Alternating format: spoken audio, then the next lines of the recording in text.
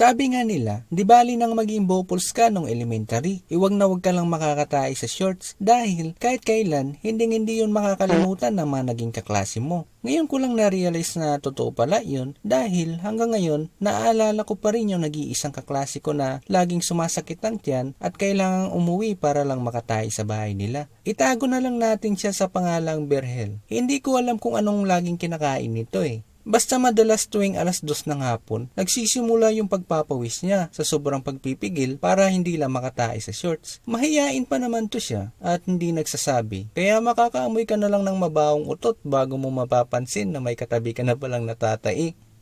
Kabaho naman nun. Sinong nagutot? Ma'am, natatai na naman si Berhel. Ay naku, lagi na lang yan. O siya, umuwi ka na nga, baka nakaigit ka na dyan ni.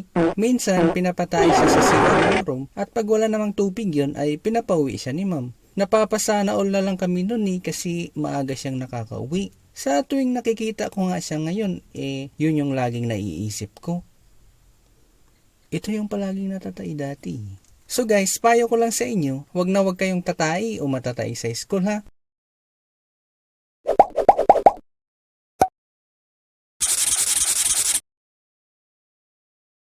Grade 3. Unang bagay na ginagawa sa school, flag ceremony.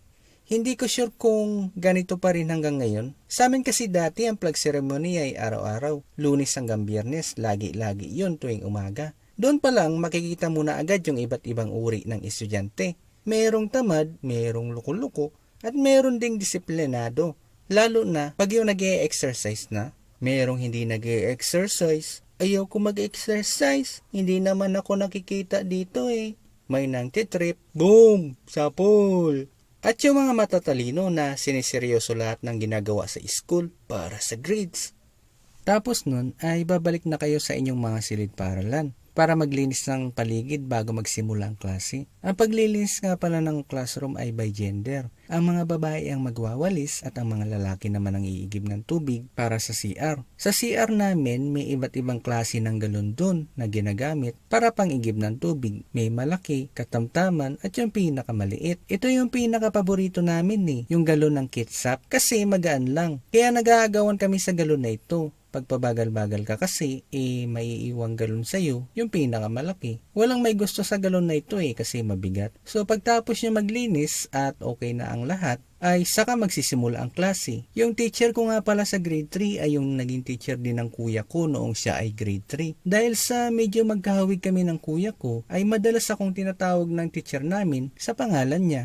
Okay, Darwin, anong sagot sa blackboard? Darwin? Huwag mo katitigan. Sagutin mo yung tinatanong ko. Ma'am, Alex po pangalan niya. Ay, o nga pala. Sorry, nasanay kasi ako sa kuya niya Matalino kasi yun. Okay, Alex, anong sagot sa blackboard? 9 po, ma'am. Very good. Dapat gayahin mo yung kuya mo Matalino yun Okay, class, sino sa inyo ang nakakaalam ng Tagalog ng people? Ako po, ma'am. Sige, Alex, anong Tagalog ng people? Ang Tagalog po ng people, ma'am, ay mga tao. Ay, ang galing. Palakpakan niya si Darwin. May time nga na kami yung ginamit na estudyante para sa demo ng isang teacher at binigyan kami ng tag-isa-isang name tag. Tapos yung nakasulat sa name tag ko nun ay pangalan ulit ng kuya ko. Kaya hindi ko na napapansin na ako pala yung tinatawag ng teacher namin. Okay, anong sagot sa 3 times 7? Darwin? Uy, tinatanong ka ni ma'am, ha? Hindi naman Darwin pangalan ko Natatawa na lang yung teacher namin nun at pinaliwanag niya sa isang teacher na hindi Darwin yung pangalan ko at nagkamali lang daw siya ng bigay ng pangalan. Dahil paborito ni ma'am yung kuya ko ay yung expectation niya sa akin ay katulad din sa expectation niya sa kuya ko. Kaya noong nalaman niyang marunong ako mag-drawing ay ako yung pinili niya na maging representative ng section para sa drawing contest. Okay class, may drawing contest tayo ngayong Nutrition Month at may napili na rin akong representative. Si Darwin. Ayaw ko ma'am. At saka ang kulit ng puwet mo. Alex ang pangalan ko Ikaw na napili ko kaya wala kang magagawa, okay? Bahala kayo. Pinagpilitan talaga ni ma'am na isali ako kahit hindi ko naman talaga gusto. Kaya alam niyo na yung sumunod na nangyari. Hindi ako umattend ng event nung araw na yon. Kaya ayun, wala silang representative. At yung araw din na yon ay nakasalubong ko yung mga kaklase ko na umattend. Hala, bakit hindi ka umattend? Galit sa'yo si ma'am. Pagtapos ng pangyayari na yon ay hindi niya na ako ulit tinawag sa pangalan ng kuya ko. Tapos palagi na siyang galit sa akin. Hindi naman kasalanan ng estudyante yun na mag-set kayo ng expectation sa kanila. Nakalimutan nyo na ba na student pa lang sila at kayo ay teacher na?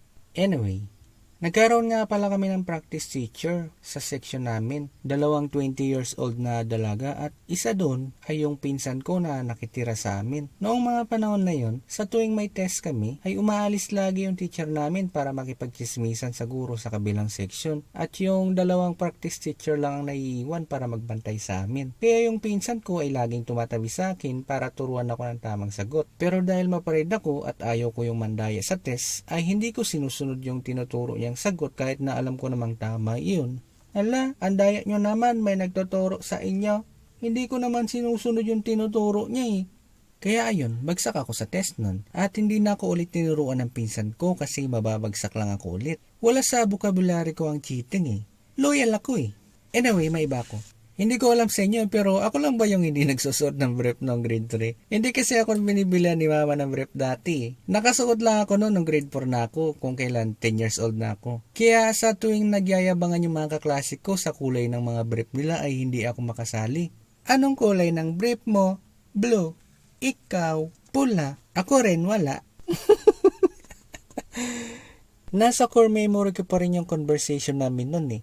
Ang akala ko talaga ang sinabi niya ay wala, as in wala siyang brief. Kaya sinabi ko na ako rin, wala. Mga 5 seconds ko lang na-realize na pula pala yung sinabi niya, hindi wala. Yung nagtinginan na sila sa akin. Yung time na yun, gusto ko na lang burain yung mga memory nila eh.